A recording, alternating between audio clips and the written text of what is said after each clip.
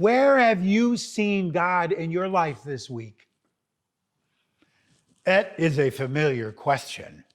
I hear it many times in my church. It's asked in many other churches. I mean, sometimes even the pastor starts off his sermon asking that question. And the answers are always predictable.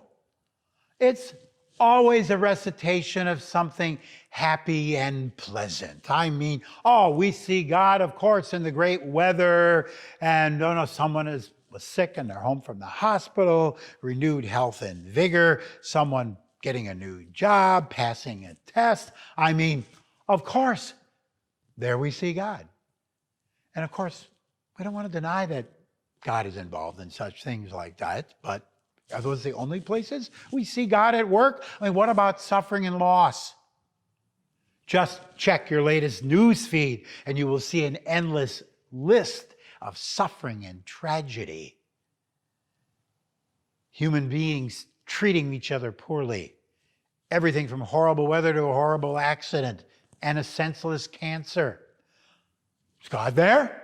Can we see God? Is God only in the sunshine? What about the storms? Is he only in the good things, or is he there in the pain? This last January, the Crossings community in our annual conference addressed this theme. The conference was entitled The Silence of God, which began with the famous novel written by the Japanese author Shusaku Endo by that title, The Silence of God, and then went on to look at a variety of examples of life as what is the response of Christians to those situations in life where God is absent or seems to be absent, and where we listen for God and only hear silence. Is God not there? And if not, where? Is God having a bad day? Is God angry? Is God losing control? Are we somehow not trying hard enough? If we only would, then we could see and hear God. When I hear questions like this, I think this is what people are looking for.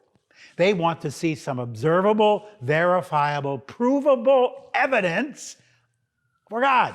I mean, it's like if you just took out your cell phone, snapped a picture, there you'd have the proof for God. There you could see God. Or maybe, you could turn on your recorder in your phone and you could actually hear God's voice.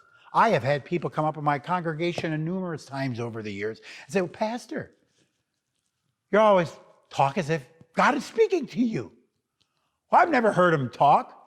If you have, what does his voice sound like? Well, every time we try to see or hear a God that we can get on our cell phone, I say without doubt, you're not going to find anything. That's what we call, excuse the Latin phrase here in the church, the Deus absconditus, the hidden God. Hidden, invisible from human eyes and experiences, leaving us confused, bewildered, and even frightened. I think what we need to do, obviously, is change the nature of the whole question. This whole issue of seeing and hearing God is not up to us. Rather, we ought to be asking, where does God meet us in our daily life and work? Where is God not hidden but revealed?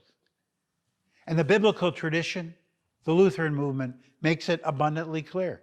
If we want to see where God is revealed, we look to the story of Jesus. There, God meets us to show us God's heart and to speak his word. And that climax is, of course, in the suffering and death and resurrection of Jesus. And of course, it looks insane. I mean, it looks ridiculous. To the uninitiated, it is ordinary. God is still hidden. Even St. Paul says of Jesus, he who hangs on a tree is cursed. So when does all this cursing and bad stuff that happens to Jesus become good news? When do we see God there? When it is accompanied by the promise. And we hear the word that all of this was intended for you. All of this suffering and pain. All of this that happens in the story of Jesus. And it is not what it appears to be.